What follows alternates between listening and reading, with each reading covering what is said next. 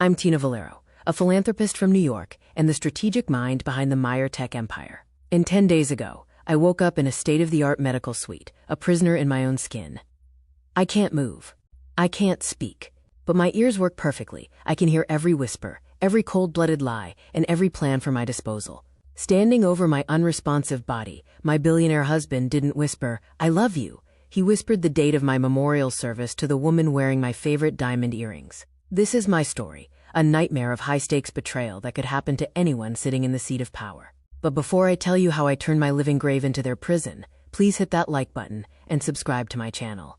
Drop your country and what time you're watching in the comments below, because this story gets absolutely insane, and I want to know where you're watching this takeover from. Trust me, you're going to want to stick around for the payoff on this one. So let me take you back to the beginning. My life before that hospital bed, before the accident, and before I knew the truth about the man I'd helped build from nothing. Philip Meyer. God, even thinking about his face now makes my skin crawl. But back then, I thought we were the perfect power couple.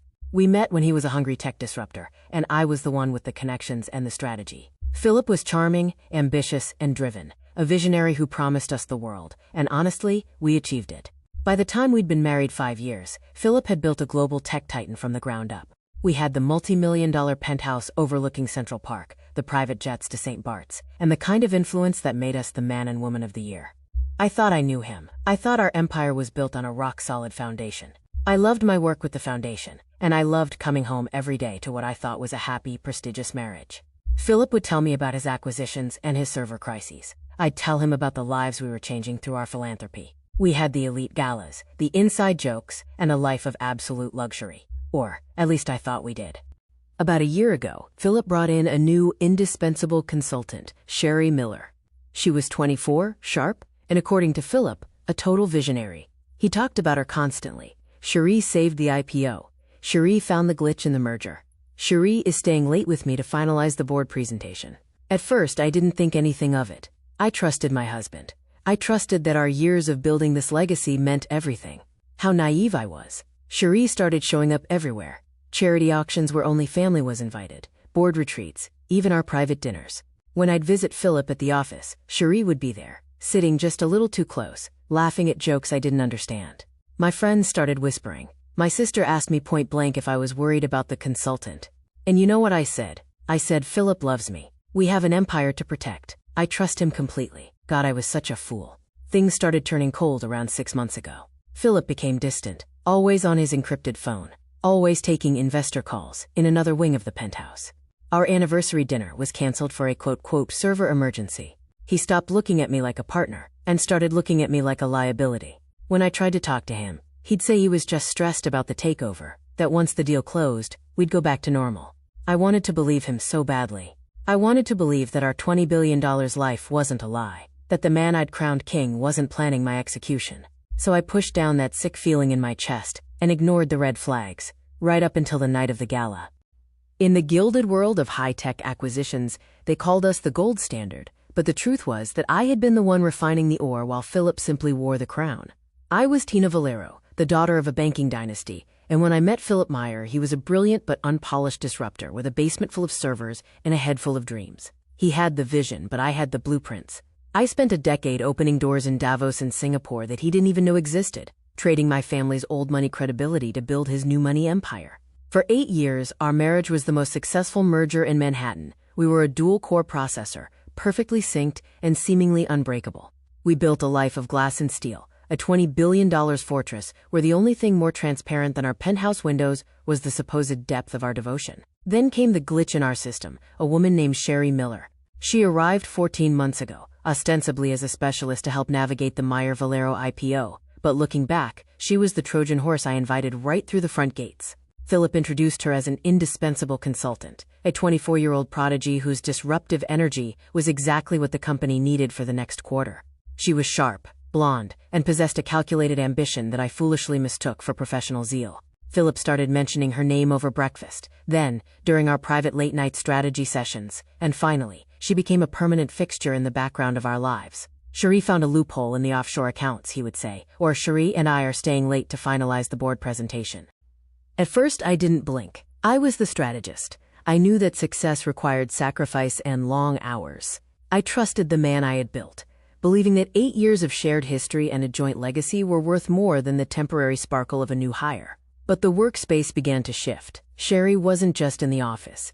She was at our private charity auctions, sitting at our table during gala dinners, and laughing at Philip's jokes with a familiarity that felt like a cold breeze in a sealed room. My friends raised their eyebrows over martinis, and my sister warned me that indispensable was often code for something far more dangerous. I laughed them off, secure in my glass castle. I told them Philip was just stressed, that the IPO was a monster of a deal, and that once the hammer fell, everything would return to the way it was. How could I have known that the glitch was actually a rewrite of my entire life, and that Philip was already preparing to delete me from the system?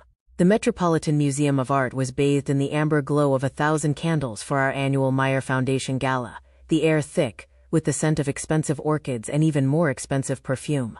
I remember the weight of the silk gown against my skin, and the way the press of the crowd felt like a victory lap for the empire Philip and I had built together. Philip was at his most magnetic that night, the quintessential man of the year, working the room with a practiced ease that made everyone feel like they were the only person in his orbit. Beside him, Cherie was a shimmering shadow, officially there to manage the board members, but she moved with a proprietary grace that should have chilled me. Instead, I let the adrenaline of the night mask the growing coldness in Philip's eyes, convinced that the victory of the Meyer Valero IPO would finally bring us back to the center of our own story. Near the end of the night, Philip led me toward the secluded upper balcony overlooking the grand hall, claiming we needed a moment away from the flashbulbs to toast our success. The rain was just beginning to lash against the glass, a rhythmic drumming that drowned out the muffled music from below. Philip turned to me, a peculiar tight smile on his face, and handed me a flute of vintage champagne he'd carried from the VIP lounge. "To the legacy we built, Tina," he whispered, his voice sounding oddly hollow over the roar of the Portland storm, "and to the new beginnings we deserve." I took a sip, the liquid cold and sharp, but within seconds, a strange, heavy numbness began to creep from the back of my throat down into my chest. The world didn't just tilt. It began to dissolve into a terrifying, slow-motion blur. I reached for the stone railing, my fingers feeling like leaden weights that refused to obey. I tried to speak, to ask him why my heart was suddenly thudding against my ribs like a trapped bird, but my tongue was thick and useless. Through the haze of the drug, I saw Philip step toward me, not to catch me, but to observe. His face was a mask of professional detachment, the same look he used when closing a hostile takeover. I felt a sudden, sharp pressure against my shoulder, a calculated shove that sent me over the edge of the low balustrade. I remember the sickening sensation of weightlessness, the sight of the white silk of my dress billowing upward like a broken wing, and the terrifying realization that my husband was watching my descent with a calm, terrifying curiosity. Then came the impact, a shattering explosion of pain and darkness, and the world went silent. Waking up wasn't a sudden burst of light. It was a slow, agonizing crawl out of an ocean of ink. I became aware of the world through a rhythmic, mechanical hiss, the ventilator breathing for me because my own lungs had forgotten how. I tried to scream, to gasp, to even twitch a finger to show I was there, but my body was a leaden sarcophagus. This was the special kind of hell the medical world calls locked-in syndrome. My mind was a high-speed processor, trapped in a disconnected terminal. Outside my eyelids, the world moved on without me. I heard the clinical, detached voices of the neurologists standing over my bed, discussing my persistent vegetative state, as if they were talking about a piece of malfunctioning office equipment.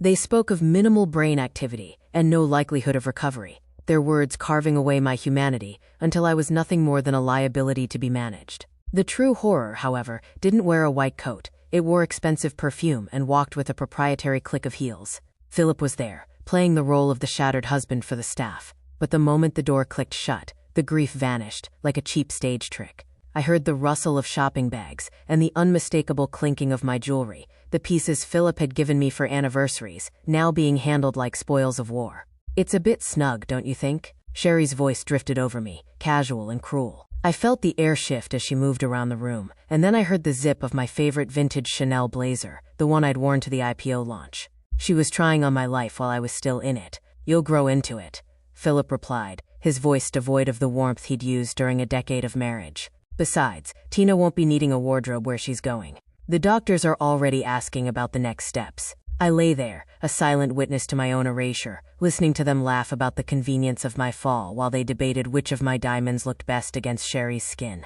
I wanted to thrash, to howl, to tear the pearls from her neck, but I remained a statue of flesh and bone.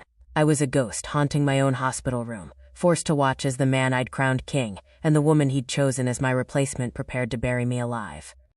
The high-tech hum of the ICU monitors provided a sterile backbeat to the most corporate conversation I had ever heard, and it was about my own death. Philip was pacing the room with the predatory energy of a man closing a merger, his voice already shifting from the devastated husband to the strategic CEO. "The memorial shouldn't just be a funeral, Sherry," he said, his tone as cold and businesslike as a quarterly report. "It needs to be a rebranding.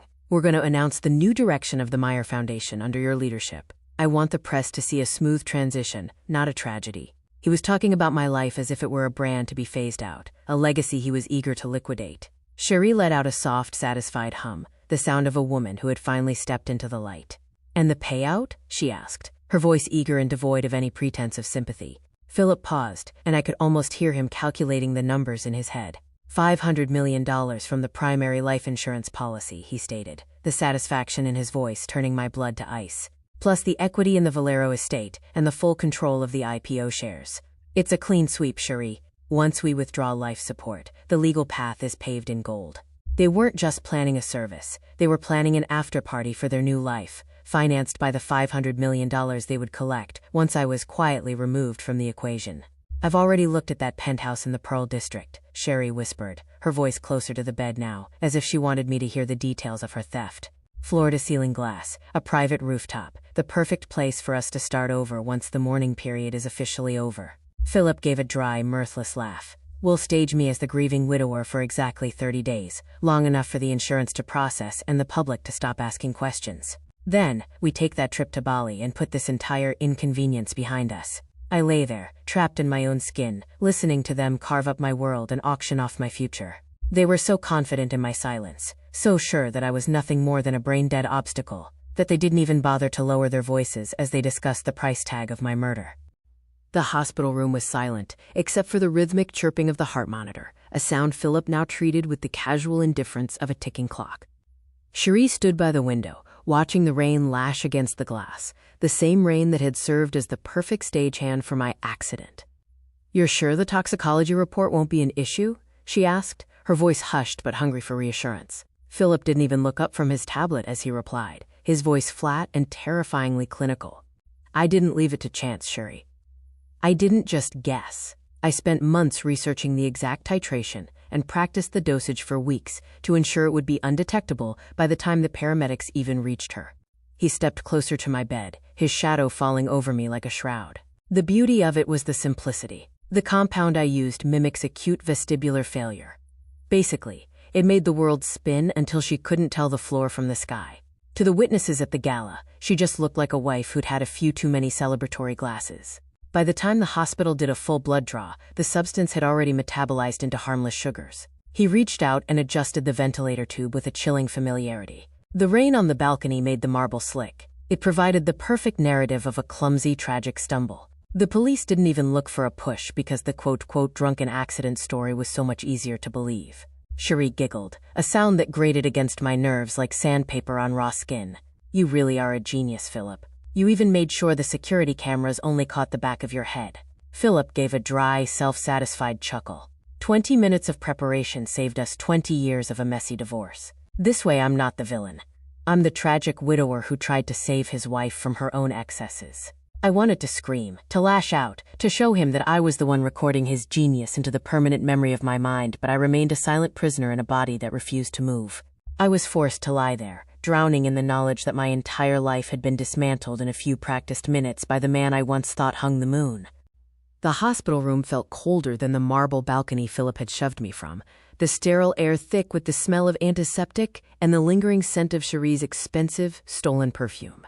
I lay there, a silent witness to my own erasure, listening to the machines that kept my broken body tethered to a world that was already moving on without me. Philip had just finished his cold, clinical admission about practicing the toxicology levels, a confession that turned my tragic fall into a calculated murder attempt, and the weight of his betrayal was a physical pressure against my chest. I wanted to scream, to thrash, to tear the emerald earrings from Sherry's ears, but I was a prisoner in a suit of lead. Then, the door opened with a soft, rhythmic squeak. Nurse Elena was back for her evening rounds. Unlike the other staff who treated me like an object to be dusted, Elena always whispered a greeting, her hands warm as she checked my vitals. She leaned close to adjust the ventilator, her kind eyes searching mine as if she knew I was still in there. And in that moment of pure, focused humanity, something in me finally broke. A single hot tear escaped my eye, tracking a slow, agonizing path down my temple, the only physical protest I had left. I felt Elena freeze. The humming she usually did stopped instantly, and her hand flew to her mouth in a sharp intake of breath. "Tina?" she whispered, her voice barely audible over the hiss of the machine, but to me, it was a thunderclap. "You're in there, aren't you? Oh my God, you're awake." She didn't run for the doctor. Instead, she sat down and took my hand, her thumb gently catching the moisture on my cheek. Philip and Cherie had spent the last hour planning my memorial service just feet away, but in the silence that followed Elena's realization, the power dynamic of the Meyer Empire shifted irrevocably. They thought they had buried me in the dark, but one tear had just lit the match that would burn their penthouse down. "Don't be scared, honey," she breathed, her eyes locked onto mine with a fierce determination. "If you can understand me, try to blink once, just once." The air in the suite didn't just feel sterile anymore, it felt like a silent battlefield where I was finally gaining ground. Elena leaned in, her voice a frantic but steady anchor in the dark. We didn't have much time before Philip's next grieving visit, so we began the painstaking language of the trapped. 1 blink for yes, 2 for no. Every movement of my eyelid felt like a Herculean effort, a tiny spark of electricity forced through a shattered circuit. "Were you conscious when they were talking earlier?" she whispered. 1 blink. My heart monitor gave a sharp, rhythmic spike, my pulse finally matching my fury. Elena's eyes widened, and she pulled a laminated alphabet board from her station to facilitate our communication. It was slow, agonizing work. I watched her finger dance across the rows of letters, waiting for the moments where I could signal the truth. Letter by painful letter, the narrative of my accident began to emerge. GALAPOISON. DRUGGED. I saw the blood drain from her face as the clinical reality of my condition met the criminal reality of my marriage. She wasn't just looking at a patient anymore. She was looking at a murder victim who had refused to die. "He did this to you," she breathed, the realization hanging heavy between us. "Philip pushed you." 1 blink. The truth was out, no longer a scream echoing only in the hollows of my skull. But truth without proof was just another liability in Philip Meyer's world. We knew he was returning to finalize the arrangements for my removal, to sign the papers that would legally execute me. Elena looked at the door, then back at me. A fierce protective light ignited in her gaze. "We need them to say it again," she whispered, reaching into her pocket and pulling out her smartphone. "I'm going to hide this near the bed. If they talk about the insurance or the gala again, we'll have more than just my word. We'll have a confession."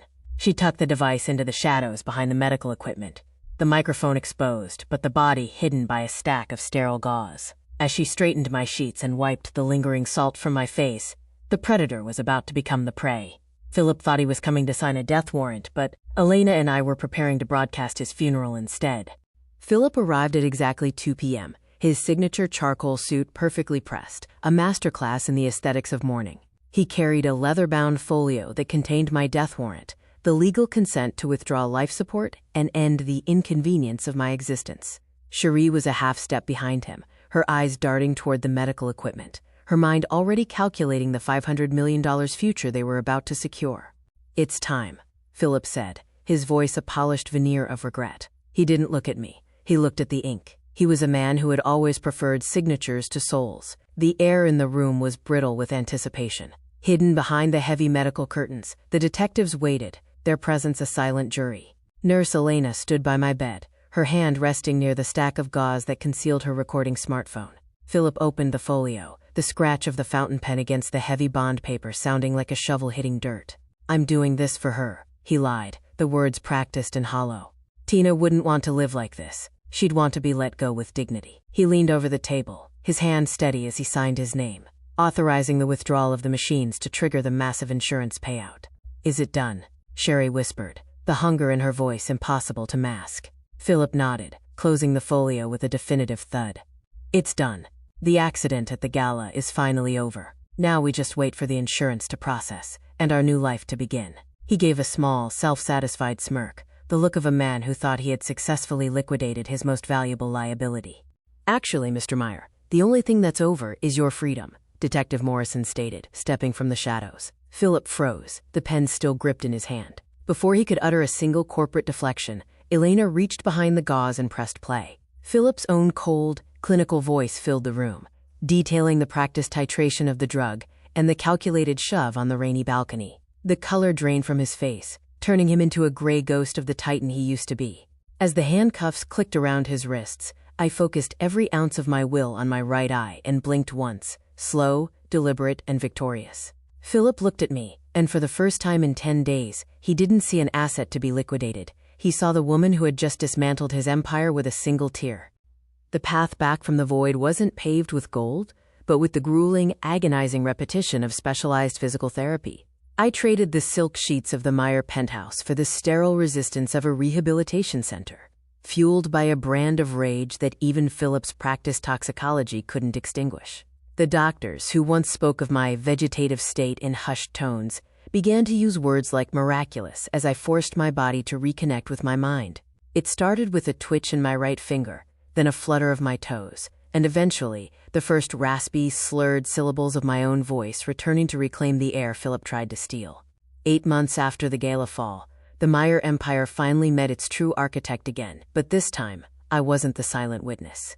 I walked into the courtroom not as a victim, but as the ultimate takeover specialist, draped in a bespoke Navy power suit that felt like armor.